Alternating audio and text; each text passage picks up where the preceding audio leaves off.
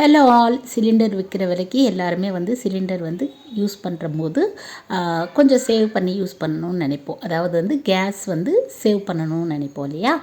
So அந்த மாதிரி case நீங்கள் சேவ் பண்ணணும்னு நினச்சிங்கன்னா இந்த டிப்பை கண்டிப்பாக ட்ரை பண்ணி பாருங்கள்.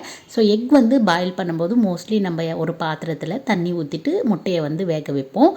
ஸோ ஒரு 10 to 15 மினிட்ஸ் இதுக்கு டைம் எடுத்துக்கும். பட் இந்த மாதிரி நீங்கள் குக்கரில் போட்டு 2 விசில் விட்டிங்கன்னா எக் சூப்பராக வெந்துடும்.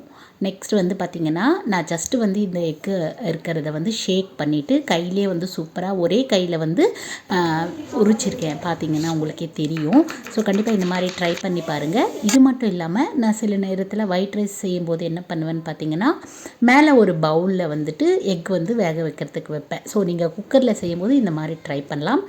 இன்றைக்கி லஞ்சுக்கு பார்த்திங்கன்னா bagara rice, chapati, dhaba style egg gravy தான் ப்ரிப்பேர் பண்ணியிருக்கேன். அடுத்த ஒரு மினி விலாகில் சந்திக்கலாம்.